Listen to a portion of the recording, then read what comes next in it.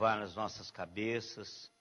Ore aí pelas pessoas que você perguntou o nome, você abraçou, para que Deus esteja ministrando ao nosso coração nesse momento. Senhor, nós vamos abrir a Tua palavra, os nossos corações, as nossas mentes já estão abertos diante do Senhor. E a nossa oração, ó Deus, é que o Senhor nos fale. Queremos, ó Deus, sair daqui essa noite abastecidos pela Tua palavra. Queremos, ó Deus, aprender do que o Senhor tem para nos ensinar hoje.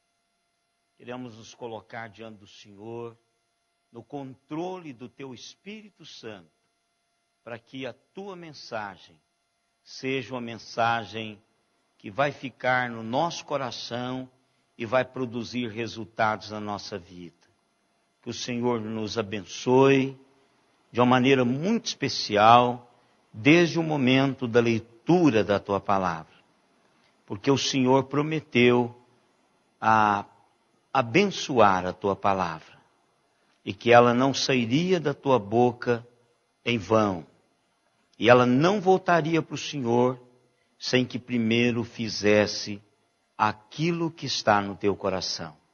Por isso, ó Pai, nós aguardamos esse trabalhar da Tua palavra poderosa em nossas vidas hoje à noite. Em nome de Jesus nós Te oramos. Amém, Senhor. Amém. Vamos, irmãos, abrir as nossas Bíblias em Filipenses. Carta de Paulo à igreja de Filipos. Uma igreja que Paulo a teve com muito carinho. Uma igreja que produziu no coração de Paulo muita alegria. Paulo escreve a esta igreja, relatando parte do que estava acontecendo com ele. E eu quero ler no capítulo 1, do verso 12 até o verso 26. Vamos fazer essa leitura alternada. 12 a 26, leitura alternada. Quero ainda, irmãos, cientificar-vos de que as coisas que me aconteceram têm, antes, contribuído para o progresso do Evangelho.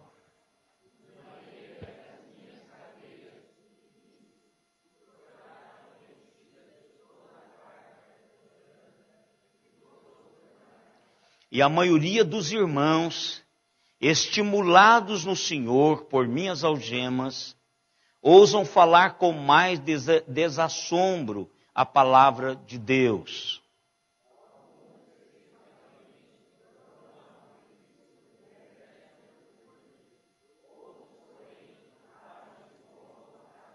Estes por amor, sabendo que estou incumbido da defesa do Evangelho.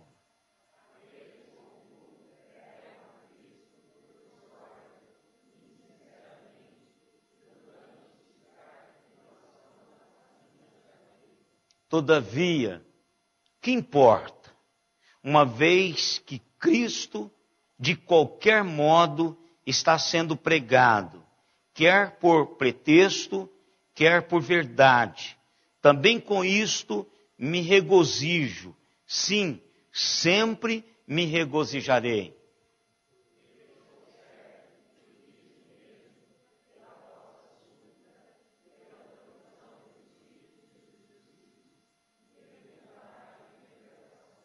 Segundo a minha ardente expectativa e esperança de que em nada serei envergonhado.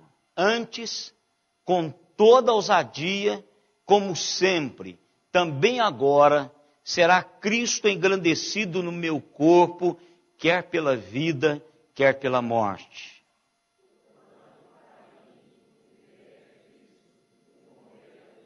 Entretanto, se o viver na carne traz fruto para o meu trabalho, já não sei o que hei de escolher. Ora,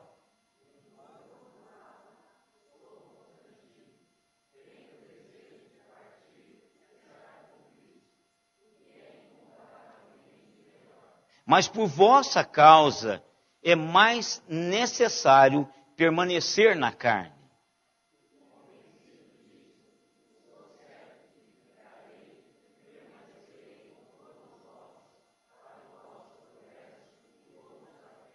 A fim de que aumente, quanto a mim, o motivo de vos gloriardes em Cristo Jesus pela minha presença de novo convosco.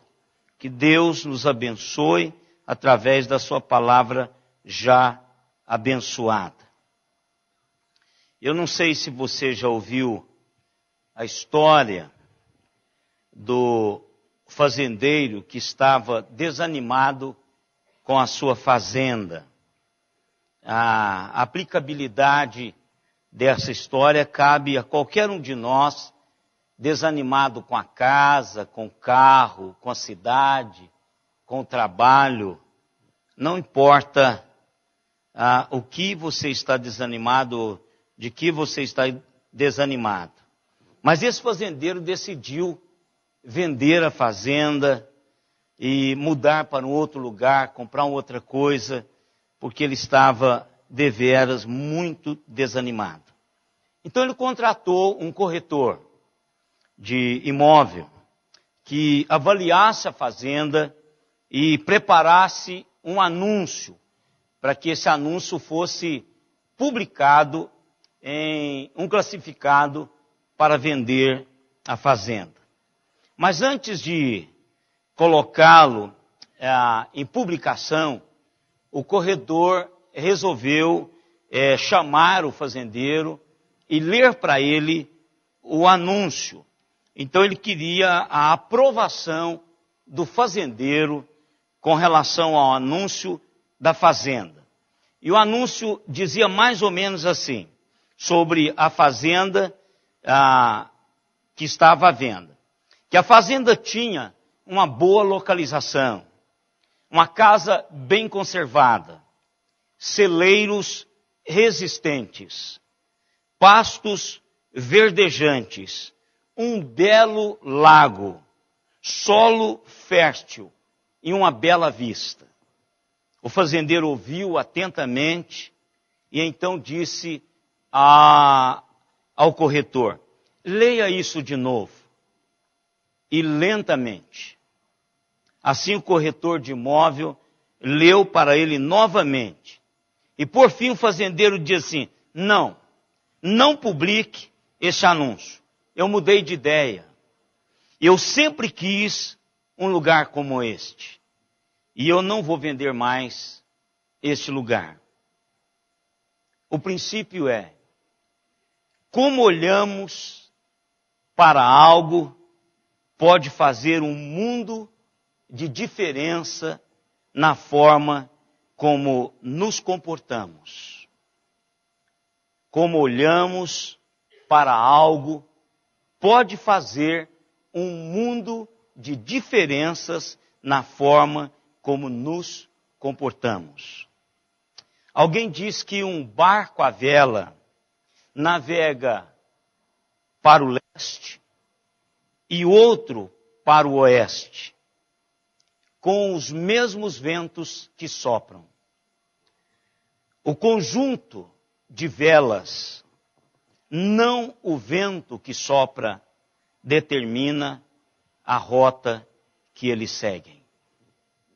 A vida é desse jeito, irmãos. O que você presta atenção, o que eu presto atenção, naquilo que você concentra, naquilo que eu me concentro na vida, em geral, irá determinar o tipo de decisões que nós vamos tomar. Como é que nós vamos mover na vida, depende da concentração que temos sobre aquilo.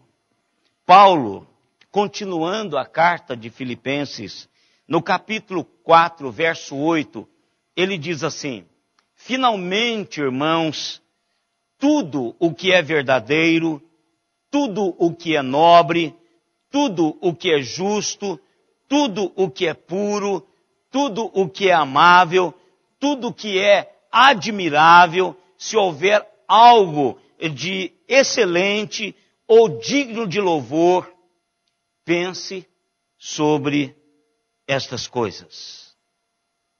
Com este versículo em mente, irmãos, nós percebemos que muitos estão hoje fazendo exatamente o oposto. A mídia tem apregoado uma realidade diferente. É só olharmos a grade de programação da televisão, das revistas mais populares, até mesmo os jornais, a internet, as páginas que estão disponíveis. Nós observamos que muitas vezes o que tem sido glorificado, honrado, exaltado, são as coisas impuras, erradas e falsas. Não tem sido as coisas verdadeiras, nobres, justas, puras, amáveis, admiráveis, excelentes, dignas, que têm ocupado estas posições. As pessoas se concentram muito no negativo. E a mídia faz questão de apresentar isso. Raramente a mídia apresenta notícias positivas, porque isso não dá ibope. O que dá ibope são aqueles programas, se você tocar no botãozinho da sua televisão, sangra. Traz tristeza, traz peso, traz angústia no dia a dia. Nós olhamos para o apóstolo Paulo e nós observamos nesse texto que Paulo concentra-se no positivo.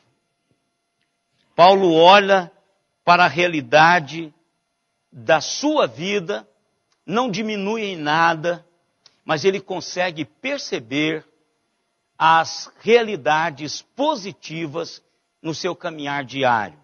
Paulo menciona algumas dessas coisas negativas que estão sucedendo a ele e acontecendo a ele exatamente naqueles momentos. Mas Paulo continua a mostrar que Deus é capaz de usar estas coisas negativas, essas situações negativas, de uma maneira que vai produzir realidades positivas para o reino e para a sua própria vida.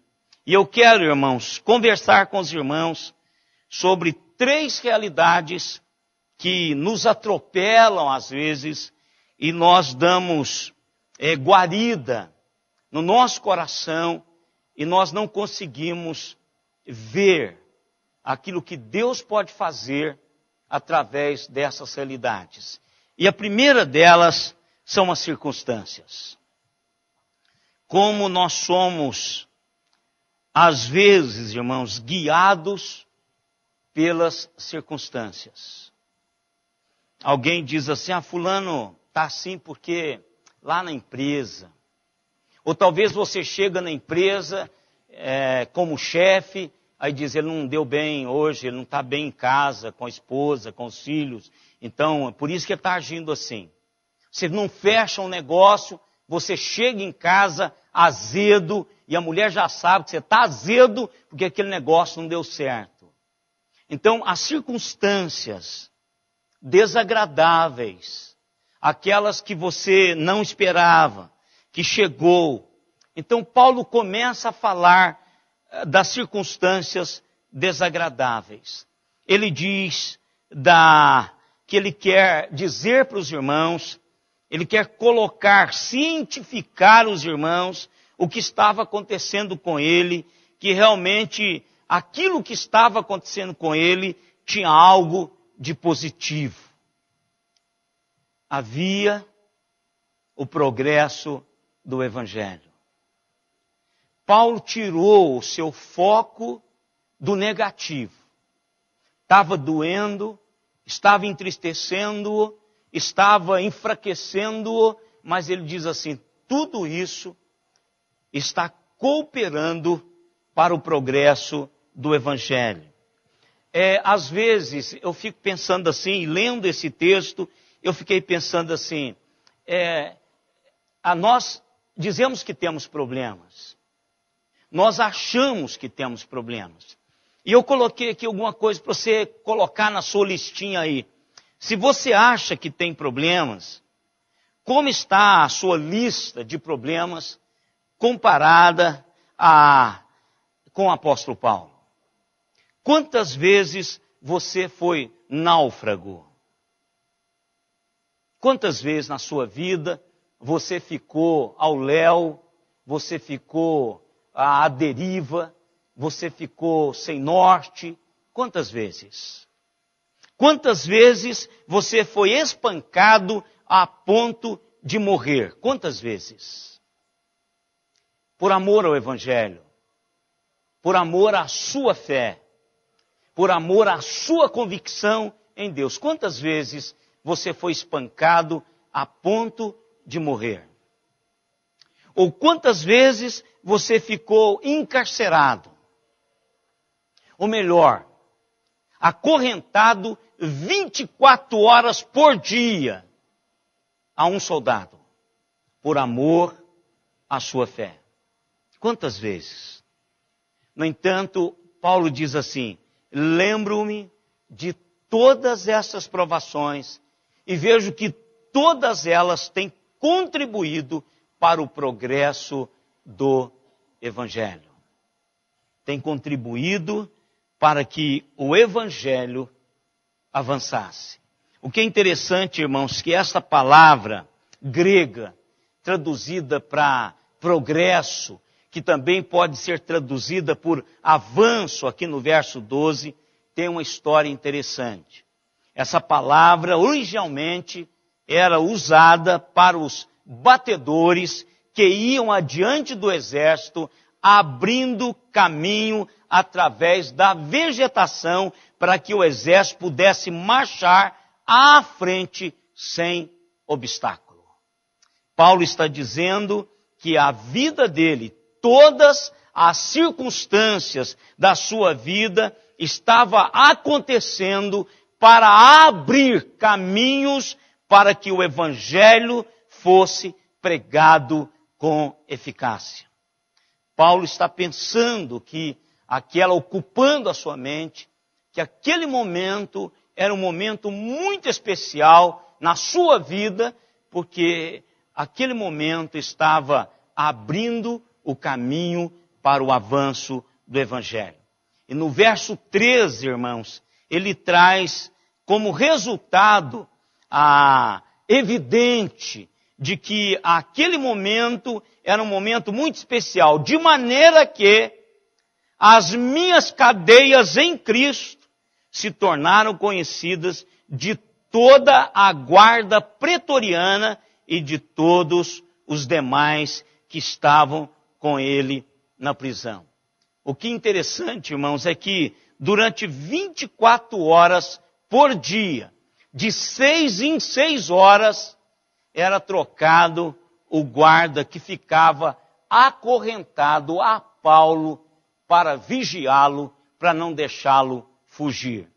Então, 4 pessoas, 4 soldados por dia estavam atrelados ao apóstolo Paulo, algemados ao apóstolo Paulo, e Paulo aproveitava aquele tempo, aquela oportunidade maravilhosa para dizer aos soldados acerca de Jesus. Não havia nenhuma maneira do soldado sair dali e escapar de ouvir aquela palavra. E Paulo, lá no verso 22, ele diz, e todos os santos, no final da carta, lá no capítulo final da carta, no verso 22, Paulo diz assim, todos os santos vos saúdam, especialmente os da casa de César. Olha que coisa maravilhosa. Paulo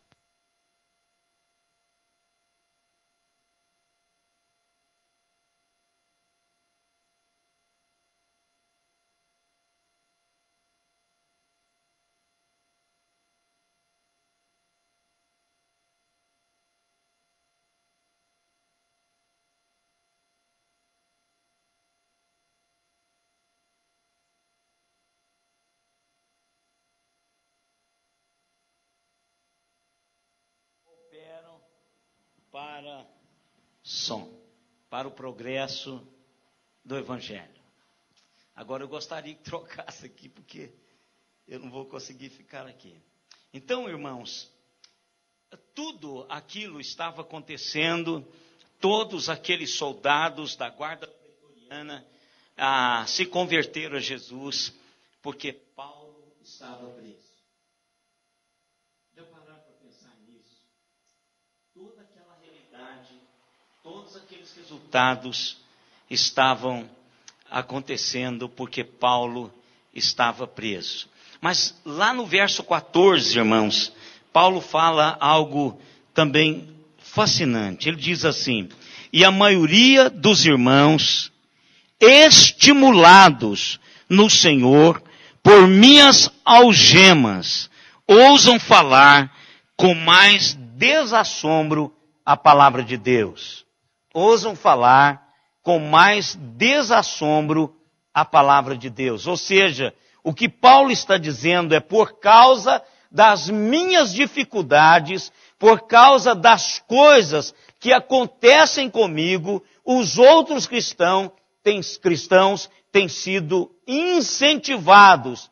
E eles viram como Deus tem me protegido, como Deus tem cuidado de mim, como Deus tem olhado para as minhas situações difíceis e me incentivado, dado-me forças, além de mim mesmo, para sobreviver a essas situações. Agora, eles estão enfrentando situações difíceis também, mas por causa do que eles viram em mim, eles estão convencidos de que Deus vai cuidar deles.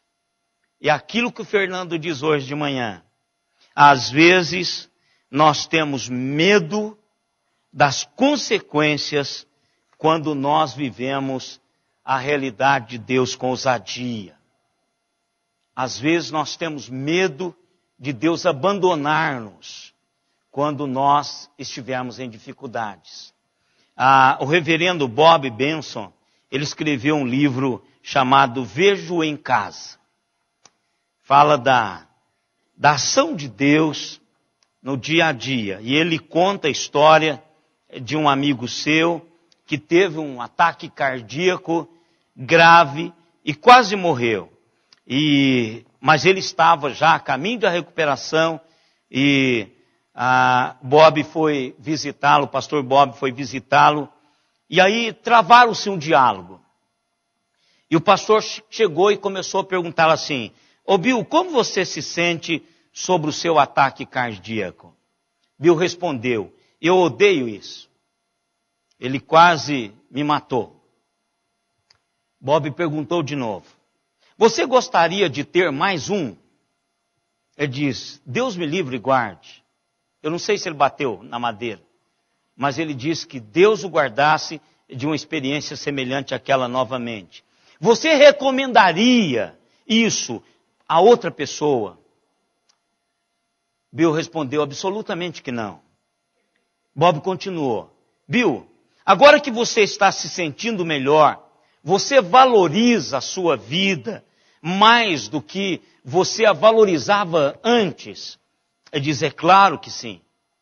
Claro que após quase morrer, a vida toma um sentido diferente. Você e a sua esposa sempre tiveram um bom casamento. Mas me diga, você agora, após a cirurgia, nesse período de recuperação sua, você se sente mais próximo dela, mais amável e dando a ela palavras que você já tinha esquecido lá atrás? Claro, isso é evidente. O meu relacionamento com ela tem melhorado e muito, muito melhor do que o antes do problema do ataque cardíaco. E seu relacionamento com Deus, como que está? Tem mudado.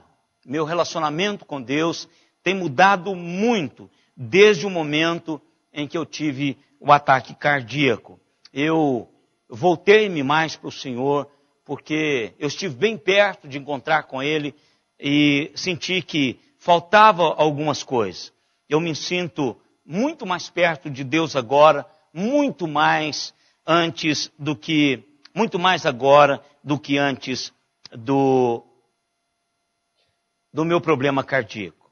Bob perguntou: Bill, à luz de tudo isso que você está falando comigo, como você se sente agora sobre o seu ataque cardíaco? Deus, irmãos, pode tomar as coisas mais negativas que nos acontecem na vida e torná-las positivas. Se vamos apenas focar no positivo de Deus que está em todas as circunstâncias.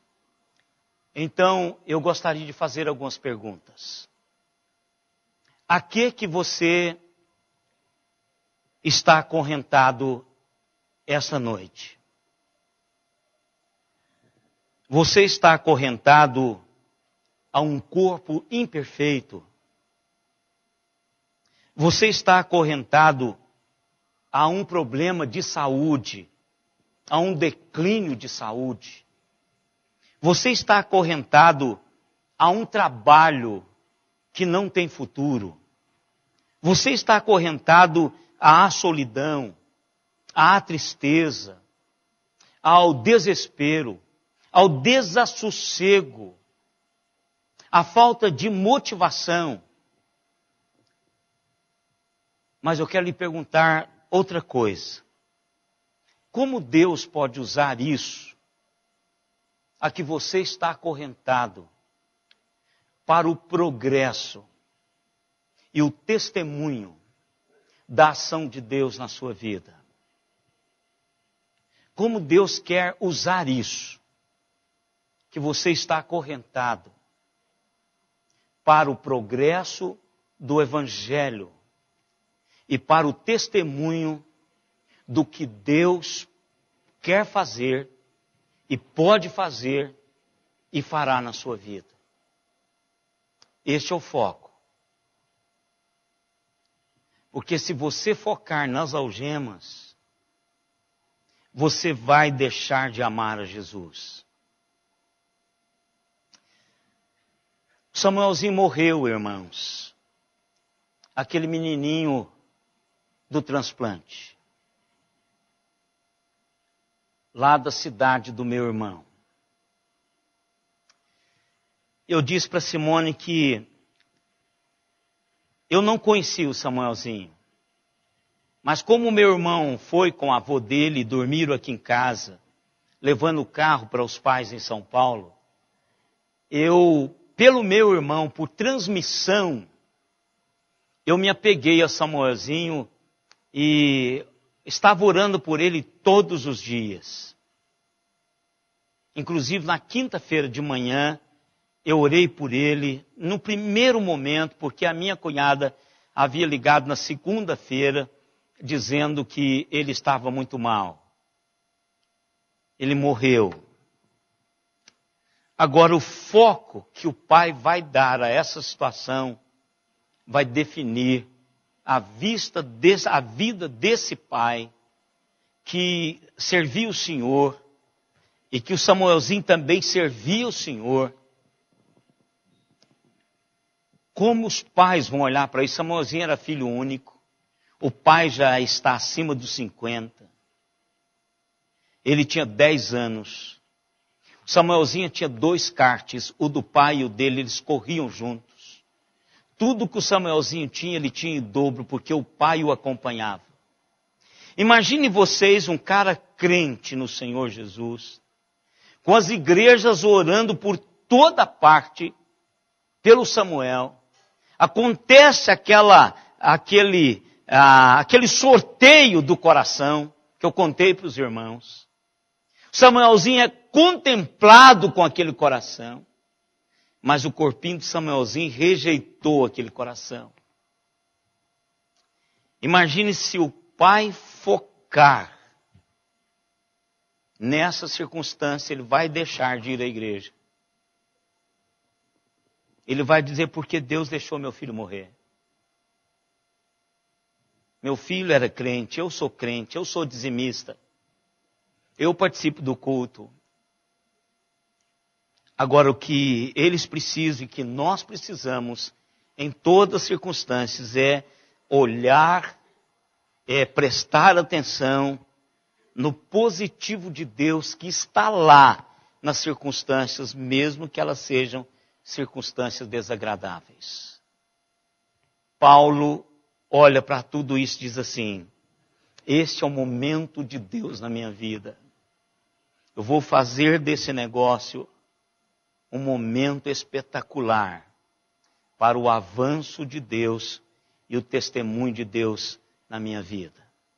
E lá no final ele diz: todos vos saúdam, inclusive os da casa de César. Irmãos, os da guarda pretoriana se converteram. Paulo olhou dessa maneira. Mas há outra coisa, irmãos, que atrapalham às vezes e que tentam roubar-nos este princípio de olharmos a realidade de Deus. São pessoas. Paulo está falando aqui de pessoas também que estavam tentando prejudicá-lo. Paulo diz: é verdade que alguns pregam a Cristo por inveja, outros pregam por rivalidade, mas outros pregam de boa vontade. O que Paulo está dizendo é o seguinte: há algumas pessoas que estão com inveja de mim, que se veem como rivais, concorrentes na pregação do Evangelho. Agora, o que fazem as pessoas quando elas têm inveja, irmãos? Quando elas olham para você como concorrente, elas tentam derrubá-lo. Elas tentam, de todas as maneiras, buscar alguma realidade negativa em você para que possam puxar você para baixo e lhe desqualificar. Reverendo Billy Graham,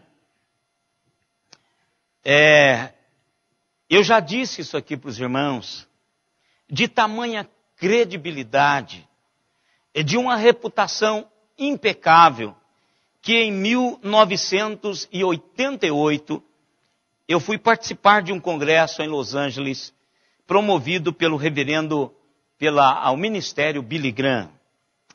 E quando o nosso grupo de brasileiros, dizemos assim: olha, nós estamos aqui para participar de um congresso do ministério Billy Graham. Sabe o que eles fizeram conosco?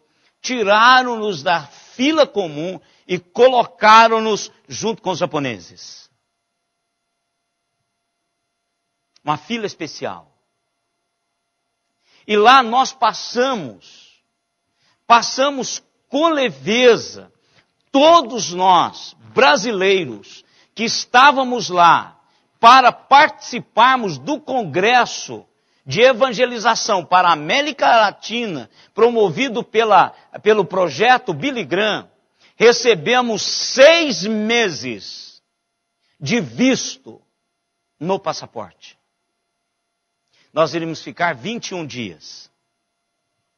Mas todos nós recebemos 6 meses de visto. Isso porque eles não sabiam lá quem era Ezequiel Zanando Santos. Eu pastoreava uma igreja lá no Nordeste, em Caruaru. Mas eles conheciam a Billy Graham.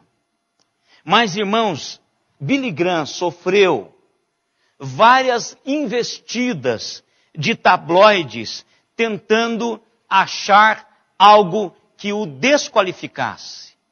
De pessoas que queriam buscar alguma coisinha para incriminá-lo, para tirar a sua credibilidade como servo de Deus.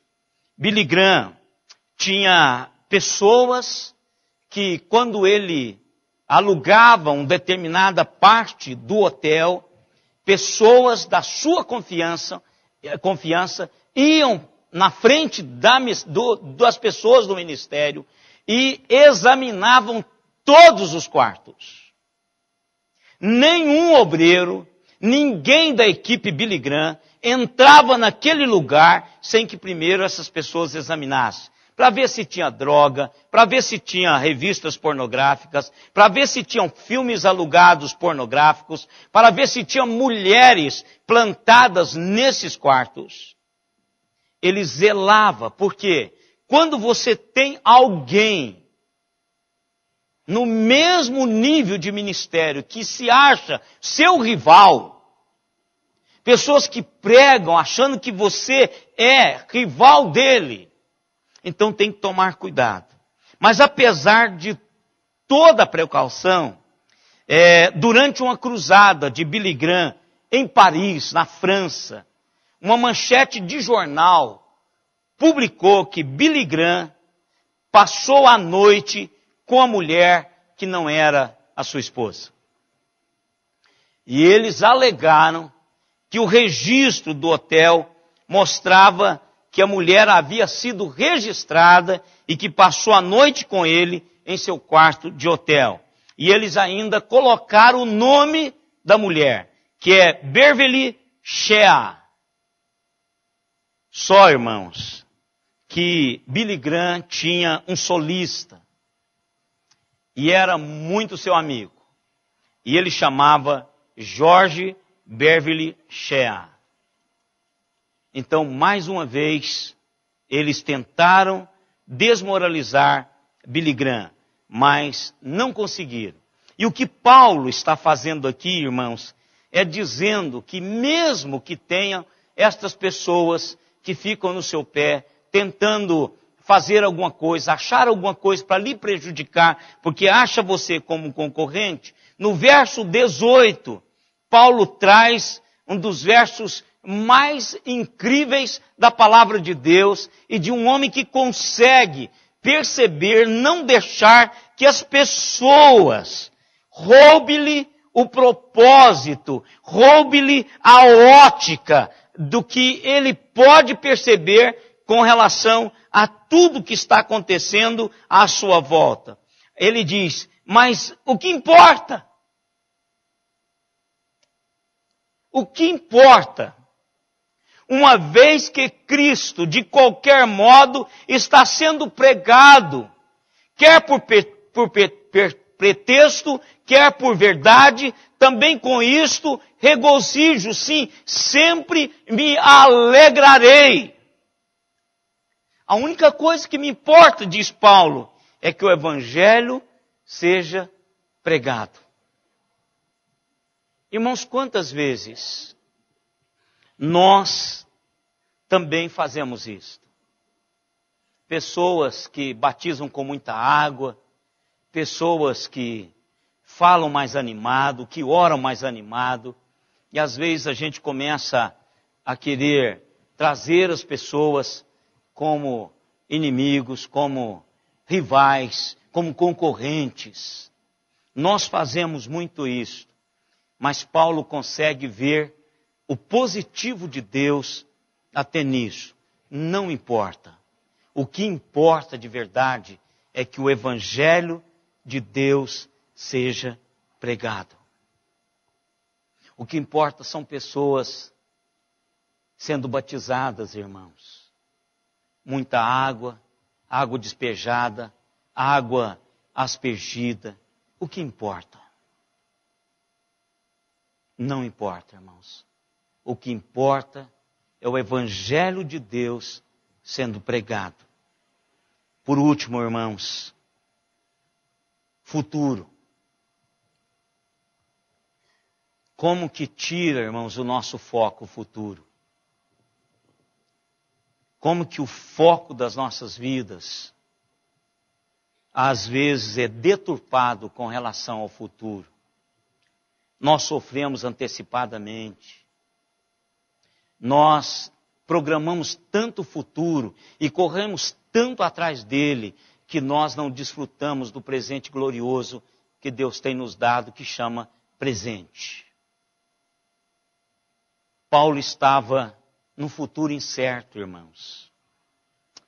Paulo diz assim no verso 19, porque estou certo de que isto mesmo, pela vossa súplica e pela provisão do Espírito de Jesus Cristo, me redundará em libertação. O que Paulo está dizendo, irmãos? Paulo está enfrentando o julgamento de Roma. Se Paulo for julgado inocente, ele será libertado. Se Paulo for julgado culpado, ele vai ser executado. Mas Paulo sabia, irmãos, que tanto viver quanto morrer era algo que ele tinha em mente que traria glórias ao nome de Deus. E aí, irmãos, Paulo, no verso 20, começa a colocar a perspectiva que ele tem de futuro.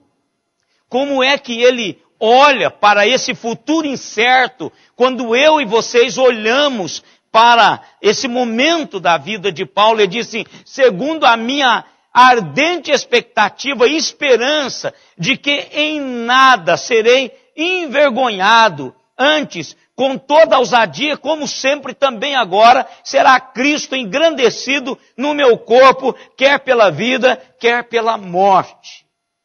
Paulo está dizendo assim, olha, se vocês estão preocupados com o futuro, coloque no seu coração, quer você viva, quer você morra, você tem que ter uma expectativa ardente no coração que Deus será glorificado em qualquer uma das circunstâncias. Paulo diz, eu não vou me envergonhar, e eu não serei envergonhado como servo de Deus, eu vou estar postado como servo de Deus diante do juiz pagão. E eu quero honrar a Deus com isso. Quer eu morra, quer eu viva, Cristo será engrandecido no meu corpo, quer pela vida, quer pela morte. Por quê? Porque o meu viver, porque para mim, o viver é Cristo e o morrer é lucro. Eu sei que você, talvez, tenha decorado há algum tempo esse versículo. Mas eu queria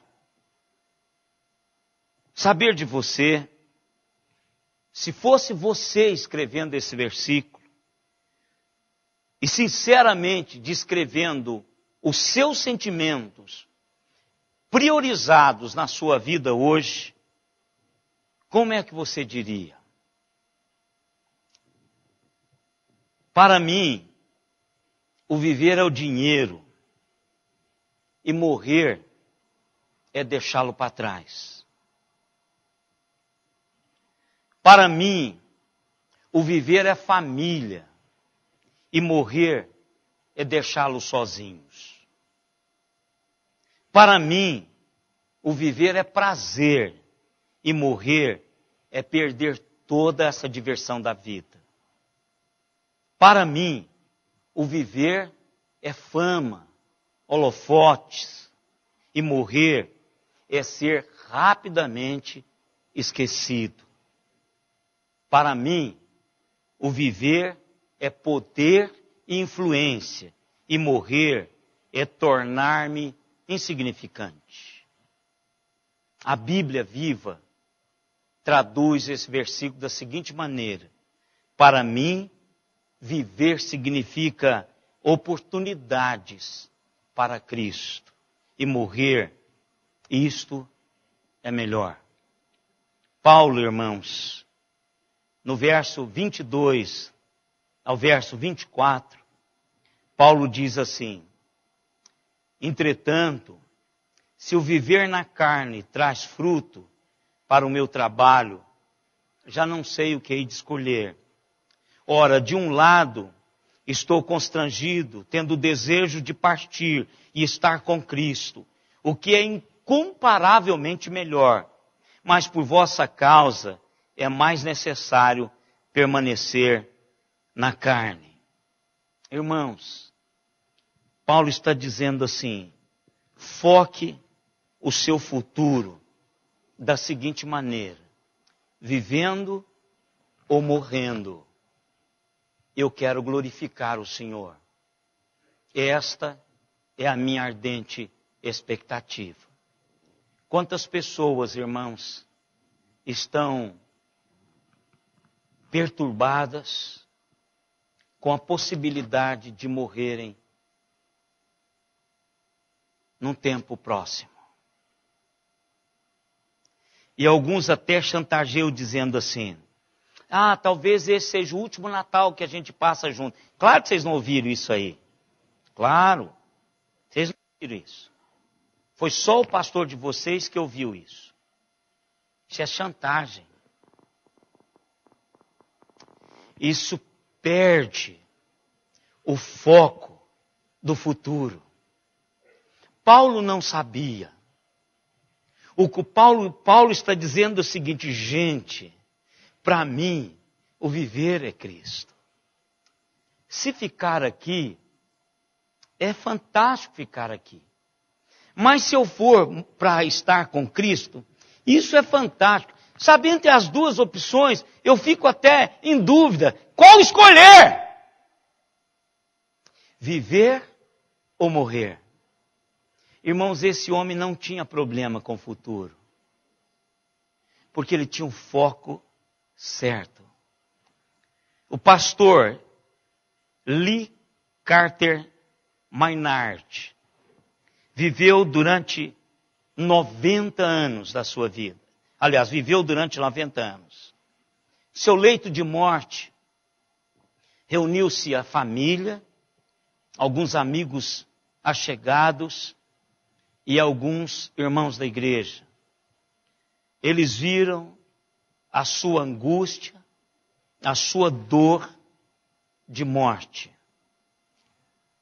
Mas de repente, as pessoas que escreveram foram testemunhas oculares disso que aconteceu.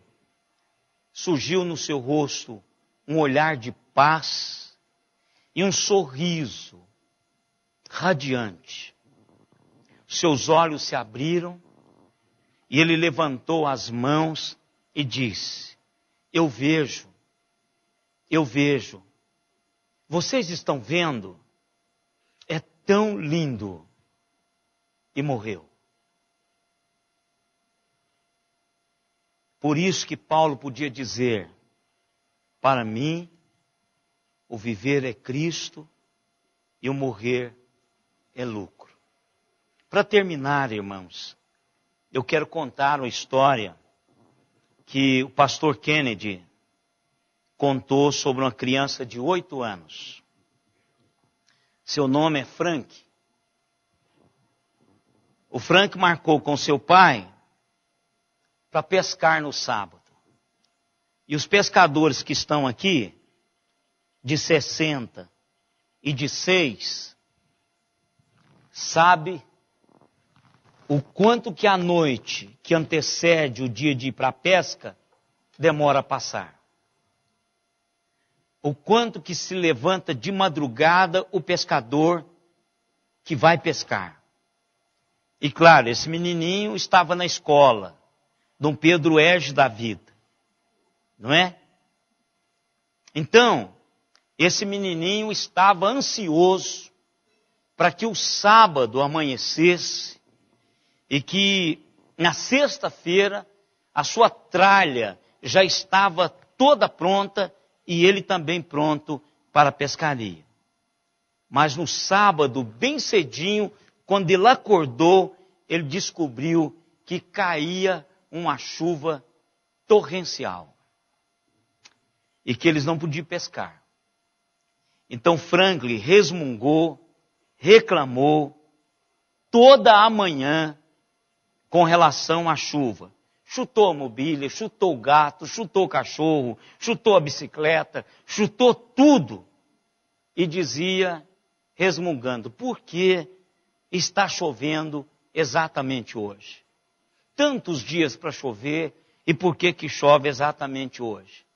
O pai de Franklin tentou explicar para ele que os agricultores precisavam de chuva, que o arroz, o feijão e tudo quanto ele comia tinha a ver com aquela chuva, e que era assim que Deus fazia. Deus estragava o projeto de um para dar para outros o projeto dos outros. Mas ele não conseguiu se convencer de que aquilo era um projeto de Deus. E dizia, por que tanta chuva? E não queria ouvir o pai. Ao meio-dia, as nuvens foram dissipadas, o sol brotou bonito, como se brota após uma manhã de chuva. Então o pai diz para ele, filho, olha, não deu para a gente pescar de manhã, mas dá para a gente pescar a tarde toda. Vamos embora. E aí pegaram a tralha, foi entrar no carro e passaram a tarde toda pescando no lago. Pegaram mais peixe do que nunca tinha pego antes. As cestas ficaram cheias. E ele voltou radiante para casa. Ao voltar para casa, a mãe, como toda esposa de pescador, vai preparar o peixe, né, Edmeia? Chega, vai tratar o peixe, na linguagem aí dos nossos irmãos nordestinos, trata o peixe, tira a escama, tal, prepara. A mãe fez lá um bom guisado de peixe e na hora de jantar o pai diz assim, Franklin, você poderia agradecer a Deus e orar ao Senhor por esse dia maravilhoso que nós tivemos? Ele disse, pois não, papai. E ele fez a seguinte oração. Deus, se eu pareci um pouco mal-humorado hoje, cedo, hoje de manhã, foi porque eu não podia ver à minha frente. Eu não podia ver a tarde maravilhosa que o Senhor nos deu.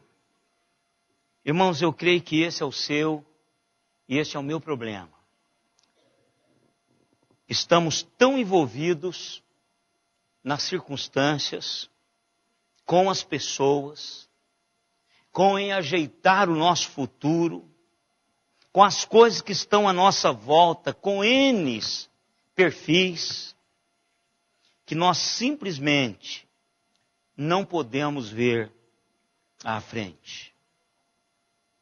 Não podemos ver as intenções de Deus, os propósitos de Deus naquilo que está acontecendo na minha e na sua vida. Mas quando nós tiramos um tempo, irmãos, suficiente para meditarmos, para olharmos e começarmos a nos concentrar mais e mais no positivo de Deus que está em todas essas coisas, naquilo que Deus está propondo através da permissão dele, ou através da sua vontade soberana, daquilo estar acontecendo nas nossas vidas. E olharmos esse positivo de Deus, nós nos encheríamos, irmãos, de tamanha vitória, do tamanho da vitória de Paulo, que nos alegraríamos nas algemas, nos alegraríamos nos opositores, nos alegraríamos com aquilo que está reservado para mim e para você amanhã. Porque Deus, irmãos, não só tem um futuro maravilhoso para mim e para você, mas Deus tem um propósito para o hoje, grandioso, para mim e para a sua vida, que chama janeiro de 2014. E que não está divorciado em momento nenhum de nenhuma circunstância. De nenhuma circunstância. Samuelzinho terminou 2013 com a perspectiva de voltar para casa. Mas 2014 ele foi para a casa do pai. E que diferença faz, irmãos?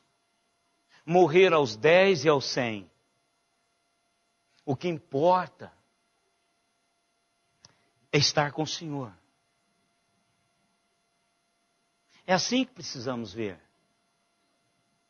Porque para mim, esse é o positivo de Deus na circunstância da vida do Samuelzinho. Agora a leitura da sua vida, da sua circunstância, no decorrer desse ano, desse mês, tem a ver com você centrado em Deus. E quando nos centramos em Deus, nós sabemos o que Ele quer com as circunstâncias, com as pessoas, com as nossas perspectivas do amanhã, exatamente como está no seu coração. Por isso, irmãos, eu quero colocar em pareia ao desafio que recebemos hoje de manhã com nosso irmão, seminarista Fernando. Deus nos chamou com um propósito. E às vezes, irmãos, o que nos falta é abraçarmos esse propósito. A minha, a sua vida, em nenhum aspecto, está divorciado desse propósito. Todas as nossas circunstâncias têm a ver com o propósito de Deus para mim e para você. Preservar esse mundo e transformá-lo. Eu e você estamos aqui meditando e poderíamos amanhã, o Everton, Fernando, Alexandre, pregar esse mesmo texto e poderão dizer coisas que eu não disse. Porque esta é uma vida vivida com propósito.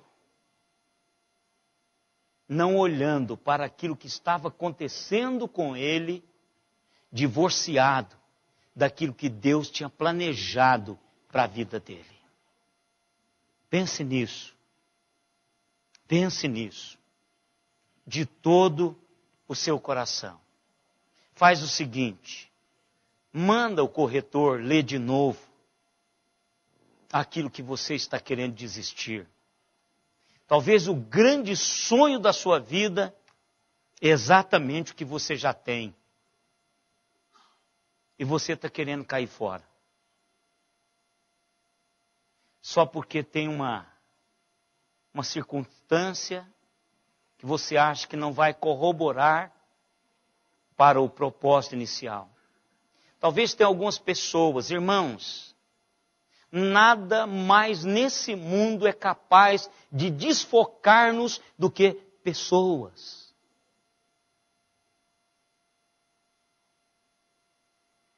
Pessoas podem tirar-nos do foco de Deus para as nossas vidas.